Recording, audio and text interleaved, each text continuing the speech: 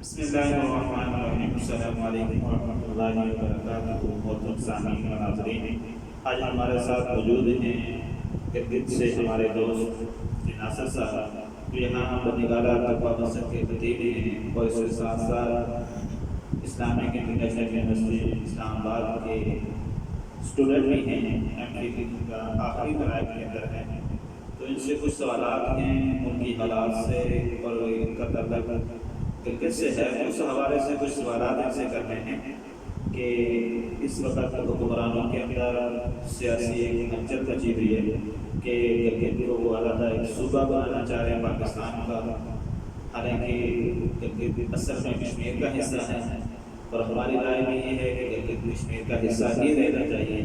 تو اب ان سے پوچھتے ہیں کہ ان کی عوام کی کیا رائے ہے، وہاں کے سیاسی حلقے کے جو لوگ ہیں ان کی کیا رائے ہے کہ وہ پاکستان کے ساتھ صوبہ جو بننے جا رہا ہے اس کی حمایت کرتے ہیں، یا صرف اور صرف ان کی رائے ہے کہ کشمیر کا جس طرح پہلے حصہ تھے ابھی بھی رہنا چاہتے ہیں۔ تو کشمیر کا حصہ رہنے سے ایک خاص وجہ یہ ہو جائے گی، اگر جو ہماری رائے ہے کشمیر کی عوام کی کہ یہ کشمیر کا حصہ ہے اور اسی حیثیت میں برقرار ہے۔ اس کی وجہ یہ ہوگی کہ کشمیر کے بارے میں کشمیری عوام کی رائے یہ ہے کہ جب تک مقبوضہ کشمیر کے بارے میں اس کی آزادی کی صورتیں مقدر نہیں ہو سکتی، یا جب تک وہ خطہ آزاد نہیں ہو سکتا، یعنی جب تک مکمل کشمیر آزاد نہیں ہوتا، اس وقت تک چاہے وہ ہندوستان ہے یا آزاد جموں و کشمیر ہے یا جموں کشمیر ہے جو اس وقت انڈیا کے قبضے میں ہے، ان میں سے کسی ایک حصے کے بارے میں بھی کوئی فیصلہ نہیں کرنا چاہیے۔ اور یہی کشمیری عوام کا موقف ہے کہ کشمیر کو اس وقت جس حیثیت میں ہے اسی طرح رہنے دیں، اس وقت تک جب تک وہ کشمیر انڈیا سے آزاد نہیں ہوتا۔ اس کے بعد کشمیری عوام کی رائے کے اوپر وہ پاکستان کے ساتھ رہنا چاہیں، وہ علیحدہ ایک ریاست کے طور پر رہنا چاہیں، یعنی ان کی رائے کے اوپر چھوڑنا چاہیے۔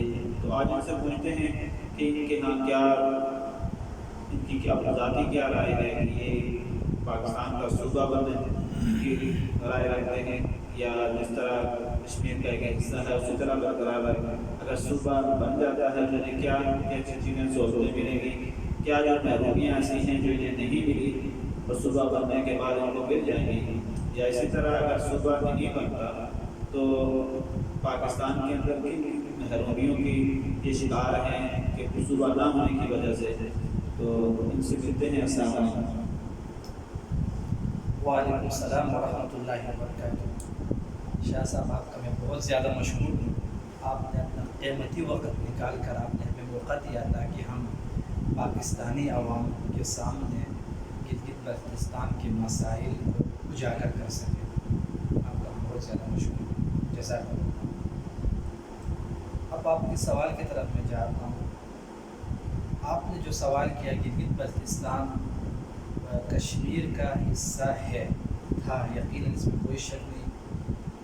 گلگت بلتستان جو ہے وہ کشمیر کا حصہ ہے۔ اب گلگت بلتستان کے جو عوام ہیں ان کی رائے کیا ہے اس کے متعلق؟ تو وہاں دو طرح کے لوگ پائے جاتے ہیں، ایک مذہبی لوگ اور دوسرے جو لوگ ہیں وہ عام لوگ، جیسے کہ سیاسی لوگ۔ اب مذہبی طبقے کے جو لوگ ہیں ان کا رجحان یہی ہے کہ وہ یہ چاہتے ہیں کہ گلگت بلتستان جو ہے وہ کشمیر کا حصہ ہے اور کشمیر ہی کا حصہ رہنا چاہیے۔ یہ الگ سے ایک پاکستان کا ایک صوبہ بننے کے یہ قائل نہیں ہے۔ یہ نہیں چاہتے کہ گلگت بلتستان ایک الگ ایک صوبہ بن جائے۔ اس کے برعکس جیسا کہ میں نے آپ سے کہا، دوسرے جو لوگ ہیں سیاستدان لوگ، اسی طرح کچھ اور جو مذہب سے جن کا تعلق نہیں ہے، مطلب میرا یہ نہیں کہ وہ غیر مذہب ہے، لیکن ہاں یعنی ایک ہوتا ہے مذہبی، ایک ہوتا ہے یعنی جس کا لگاؤ اتنا مذہب سے نہیں ہوتا، تو ان لوگوں کا یہی رجحان یہی ہے کہ وہ چاہتے ہیں کہ گلگت بلتستان جو ہے وہ ایک الگ صوبہ بنے۔ اور میری جہاں تک میری اپنی جو رائے ہے، ذاتی رائے ہے، اور میرا جو رجحان ہے، جہاں تک میں نے کافی زیادہ گلگت بلتستان جو ہے اس کے متعلق میں نے ان کی تاریخ پڑھ کر کافی آگے پیچھے یعنی تجزیہ وغیرہ کر میں نے اپنا جو رائے جو میں نے اخذ کیا وہ یہی ہے کہ میری رائے ان ان لوگوں کے ساتھ ہے جو یہ چاہتے کہ گلگت بلتستان جو ہے وہ ایک پاکستان کا ایک مستقل طور پر ایک صوبہ بنا۔ کشمیر کا حصہ یعنی وہ پہلے، اس ذرا سی بات میں آپ کو تھوڑی سی وقت میں قلیل سے وقت میں آپ کو تاریخ بتا دوں۔ یہ 1848 میں 1848 میں کشمیر کے جو راجا تھا ڈوگرا سکھ، انہوں نے بزور بازو خود قبضہ کر لیا تھا اس علاقے کو۔ پھر انہوں نے قبضہ کرنے کے بعد اس کو کشمیر کے ساتھ ملایا تھا، پھر اس کے بعد وہ کشمیر کا حصہ رہا۔ پھر آگے آ کر 1947 میں بھی گلگت بلتستان آزاد ہوئی 1 نومبر۔ تو گلگت بلتستان کے ہی لوگوں نے، مسلمان جو افواج تھے ان لوگوں نے لڑ کر خود یہ آزادی حاصل کی گلگت بلتستان کے 1 نومبر 1947 کو گلگت بلتستان آزاد ہوا۔ آزاد ہونے کے بعد 1970 میں گلگت بلتستان کو شمالی علاقہ جات کے نام کے ساتھ موسوم کیا گیا۔ یہ 1970 کی بات ہے۔ اس کے بعد سے لے کر سابق صدر آصف علی زرداری کے دور حکومت میں انہوں نے گلگت بلتستان میں الیکشن کروایا۔ اسی الیکشن کے بل بوتے پر انہوں وزیر اعلیٰ، سب سے پہلا جو وزیر اعلیٰ تھا وہ پی پی کا مہدی علی شاہ، جن کا تعلق سکردو سے تھا، وہ گلگت کا پہلا وزیر اعلیٰ ہے۔ تو یعنی 2009 کی بات ہے۔ 2009 میں پھر اس کو ایک گلگت بلتستان کا نام دیا گیا۔ 2009 میں گلگت بلتستان کا نام دیا گیا اور اس کو خود مختار غیر معمولی طور پر ان کو ایک یعنی خود مختاری صوبے کی حیثیت تو نہیں دی گئی، لیکن صوبے کی حیثیت کی طرح انہیں حقوق دیا گیا۔ اور اس کے ساتھ لیکن ہم جو ہے گلگت بلتستان کے لوگ، حالانکہ آپ اگر گلگت بلتستان کے میں انشاءاللہ آپ کبھی جہاں جائیں گے یا آپ گلگت بلتستان کے جب آپ تاریخ پڑھیں گے تو جو 3 بڑی جو جنگیں لڑی گئی نا بھارت کے ساتھ، سیاچین جنگ، اسی طرح کارگل جنگ اور 1948 کی جو جنگ ہے وہ گلگت بلتستان میں ہی لڑی گئی۔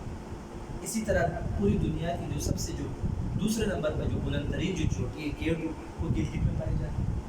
اسی طرح 800 سے بلند چوٹیاں، 800 اور 700 میٹر بلند جو چوٹیاں 50 سے زائد گلگت بلتستان میں پائی جاتی ہیں۔ اسی طرح گلگت بلتستان جو ہے وہ چائنا کے ساتھ ان کا بارڈر ہوتا ہے، سرحد، اسی طرح افغانستان کے ساتھ بھی ملتے ہیں، اسی طرح کشمیر، جموں کشمیر کے ساتھ بھی ملتے ہیں، اسی طرح چین کے ساتھ بھی ملتے ہیں۔ تو یہ ایک دفاعی طور پر بھی استعمال کر سکتے ہیں گلگت بلتستان پاکستان میں، کیونکہ اب دوسری بات جہاں تک یہ ہے، آپ کا بھی سوال تھا کہ گلگت بلتستان جو ہے اس وقت تک یعنی وہ صوبہ نہیں بنایا جائے جب تک جموں کشمیر آزاد نہ ہو۔ تو اس کا تو یہی مطلب ہے کہ ہم اس وقت تک اب تک ہم پس رہے ہیں۔ اب ہمارے گلگت بلتستان کا کوئی بھی فرد گلگت بلتستان کا آئی ڈی کارڈ لے کر قومی اسمبلی میں الیکشن نہیں لڑ سکتا، نہ وہ ایم پی اے بن سکتا، کسی بھی پاکستان کے کسی بھی صوبے میں نہیں بن سکتا۔ دوسری بات، گلگت بلتستان کے کوئی بھی شخص یہاں آ کے پاکستان کے کسی بھی صوبے میں باقاعدگی سے وہ کوئی سیٹ بھی حاصل نہیں کر سکتا، آفیسر کی جو سیٹ وغیرہ ہے۔ اس طرح گلگت بلتستان کے اندر ہی آپ وہاں کی اے سی دیکھیں، ڈی سی دیکھیں، ڈپٹی کمشنر دیکھیں، اسسٹنٹ کمشنر دیکھیں، وہ سارے کے سارے یہاں پنجاب سے یا کے پی کے سے گئے۔ گلگت بلتستان کے لوگ حالانکہ تعلیم کے اعتبار سے بھی کافی پڑھے لکھے لوگ، لیکن وہ نہیں بن سکتے۔ یہ محرومیاں ہیں جن کی وجہ سے ہم یہی چیخ رہے ہیں، کئی برسوں سے ہم چیخ رہے ہیں کہ گلگت بلتستان کو حقوق دیا جائے، جس طرح پاکستان باقی صوبوں کو جو حقوق دیا گیا اسی طرح گلگت بلتستان کو بھی حقوق دیا جائے۔ اچھا، ایک اور بات بھی ہے، اس کی طرف بھی میں اشارہ کرنا چاہوں گا۔ اب گلگت بلتستان کے اندر سبسڈی دی گئی تھی بھٹو کے طور پر، گندم کی سبسڈی، اسی طرح وہاں جیسے کہ گاڑیاں وغیرہ ہے، جو باقی جو صوبوں میں جو گاڑی، جیسے کہ آپ اسلام آباد میں رہ رہے ہیں، یہاں جو گاڑیاں آپ کو 10 لاکھ کی ملے گی، وہاں 2-2.5 لاکھ روپے کی آپ کو ملے گی، 3 لاکھ کی ملے گی، نان کسٹم۔ اب لوگ کہتے ہیں اگر یہ صوبہ بنایا جائے تو یہ سارے سبسڈیاں بھی ختم ہو جائیں گے، ٹیکس لگائے جائیں گے، یہ گاڑیوں کی جو ہم مزے لے رہے تھے یہ بھی ختم ہو جائیں گے۔ حالانکہ جب آپ ماشاء اللہ پورے پاکستان میں پھرے ہوئے، آپ جب سوات میں جائیں گے تو سوات میں بھی نان کسٹم گاڑی آئیں گی۔ سوات تو ایک صوبہ ہے، خیبر پختونخوا کا ایک شہر ہے، خیبر پختونخوا میں ہی ہے نا شہر ہے، لیکن وہاں نان کسٹم گاڑی آپ کو ملیں گے۔ ہم خود گلگت بلتستان سے، ہمارا موضوع یہ نہیں ہے، لیکن بلوچستان میں بھی اسی طرح آپ فاٹا میں بھی جائے، فاٹا بھی تو اس میں کے پی کے میں تو ضم کیا ہے، فاٹا بھی ایک الگ صوبہ بنایا نا، کے پی کے کا صوبہ کے پی کے میں شامل کیا گیا فاٹا کو، لیکن وہاں آپ جائیں، میرا تقریباً 2 دفعہ یہ فاٹا کی طرف میرا وہاں جانا مجھے اتفاق ہوا ہے، میں وہاں کے وہاں بھی نان کسٹم گاڑیاں چلتی ہیں۔ یہ بات جو ہے یہ میرے خیال میں یہ باتیں صحیح نہیں، درست نہیں ہے۔ ہمیں چاہیے کہ ہم کیا کریں، آواز اٹھائے اور گلگت بلتستان جو ہے وہ پاکستان کا صوبہ بنایا جائے۔ لیکن آپ یہ بتائیں کہ گلگت بلتستان پاکستان کا صوبہ بننا، یہ تو بات سمجھ میں آ رہی ہے، اور آپ کی جو محرومیاں ہیں اس اعتبار سے تو ٹھیک ہے، لیکن آپ یہ نہیں سمجھ رہے ہیں کہ جو کشمیر کاز کے اوپر اس سے نقصان پڑ رہا ہے وہ کشمیریوں کے ساتھ ایک ناانصافی نہیں ہے؟ نہیں دیکھیں، یہ گلگت بلتستان جو ہے ان کے عوام کا ایک ذاتی حق ہے، اس میں ناانصافی والی بات تو نہیں پائی جائے گی، یہ کیونکہ گلگت بلتستان کے عوام کا حق ہے۔ اور جیسا کہ میں نے شروع میں آپ کو بتایا نا، انہوں نے خود لڑ کر، گلگت بلتستان کے عوام، گلگت بلتستان کے لوگوں نے لڑ کر خود آزادی حاصل کی، اپنے بل بوتے پر انہوں نے آزادی حاصل کی ہے۔ تو آزادی حاصل کرنے کے بعد اب انہوں نے آزادی حاصل کیا ہے تو اب ان کے اوپر چھوڑ دیا جائے، عوام کے اوپر چھوڑ دیا، میری جو اپنی جو ذاتی رائے ریفرینڈم کیا جائے۔ آپ کی بات حوالے سے درست ہے، لیکن یہ دلیل اگر آزاد کشمیر کے اندر جو عوام ہے تو وہ تو کہتے ہیں کہ ہم اس وقت تک کوئی ایسا فیصلہ نہیں کریں گے جب تک مقبوضہ کشمیر کا فیصلہ نہیں ہوتا۔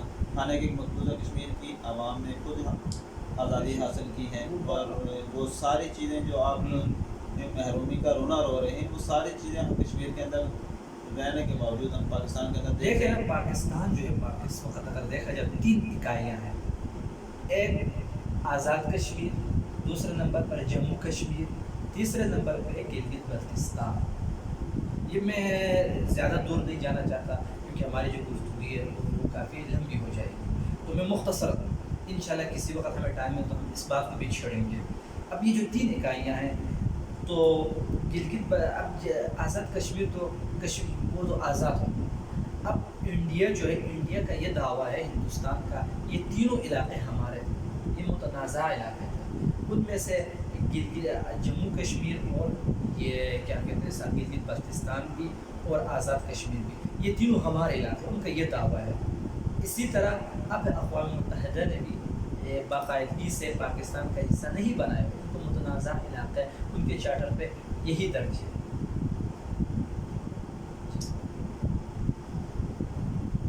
ایک اور بات ذہن میں آ رہی ہے کہ جیسے آپ نے شروع میں کہا کہ کچھ لوگ یہ بھی اس بات کی بھی گھنٹی بجا رہے ہیں کہ وہاں آغا خانی کا زیادہ زور ہے، اور اگر یہ صوبہ بن جاتا ہے تو یہ پاکستان کے لیے کسی وقت میں نقصان دہ بھی ہو سکتا ہے۔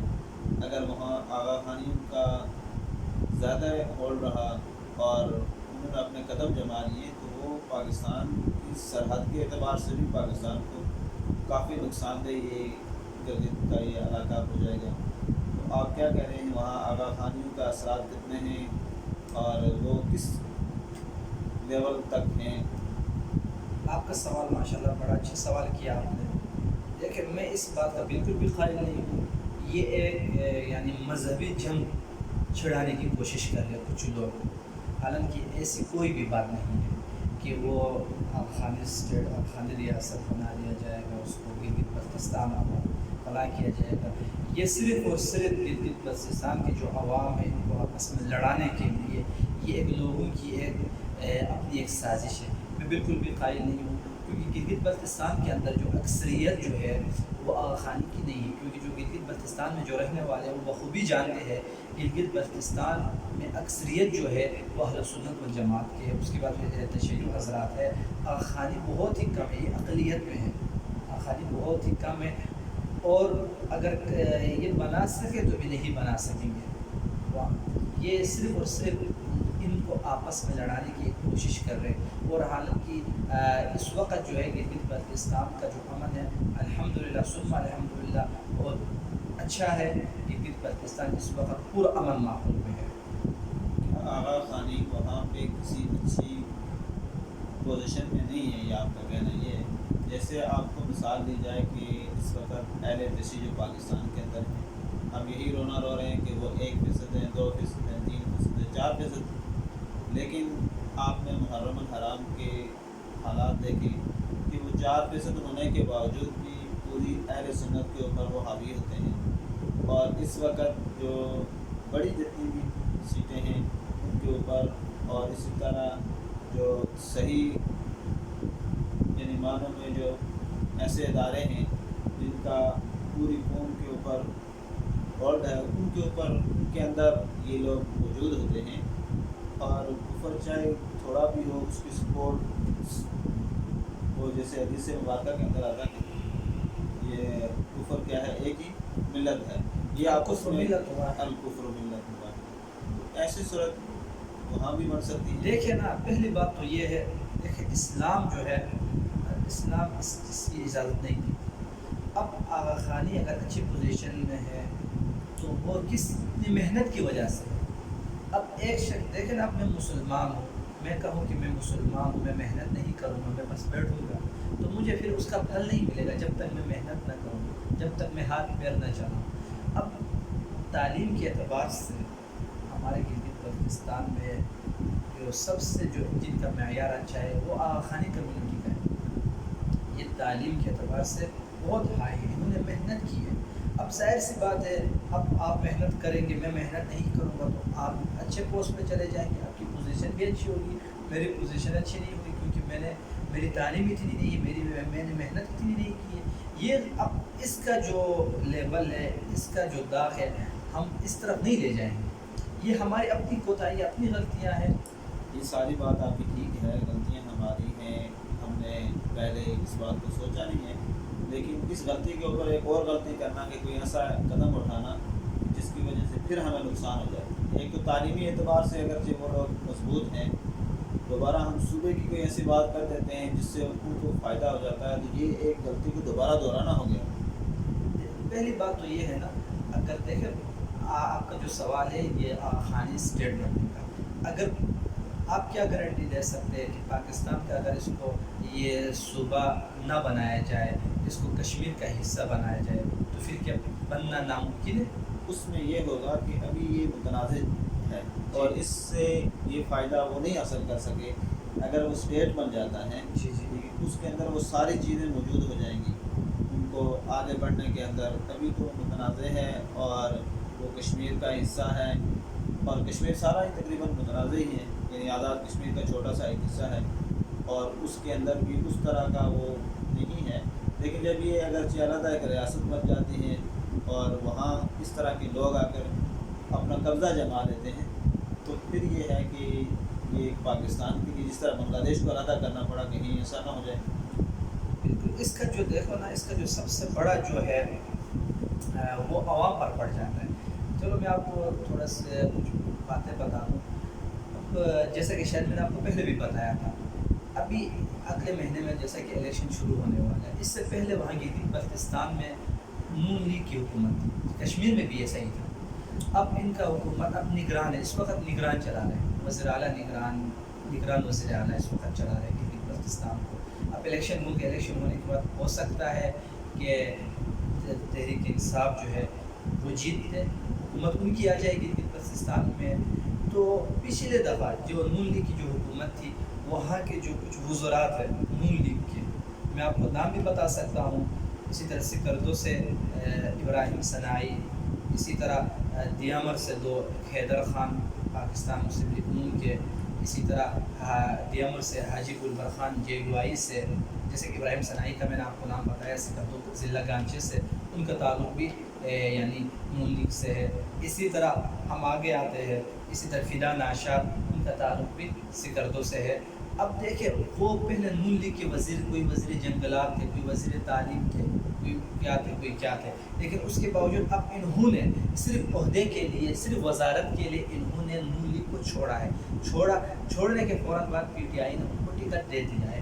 اب ہماری جو عوام ہے ہم اس پہ رونا روتے ہیں، بہت ہمیں دکھ ہوتی ہے اس بات پر کہ اب تک حالات دنیا کہاں سے کہاں چلا گیا، لیکن عوام تو اسی طرح رہ چکے ہیں۔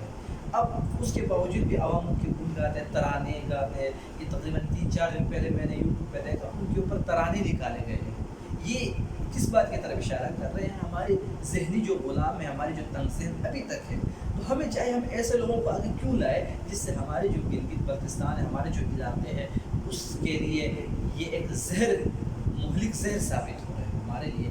ان لوگوں کا یہ جو لوگ ہیں جن کا سیاست میں کوئی اعتبار، کبھی ادھر کبھی ادھر، ان کا مذہب کبھی ان کا اپنا، یعنی یہ ایک غیر مستقل مزاج لوگ ہیں۔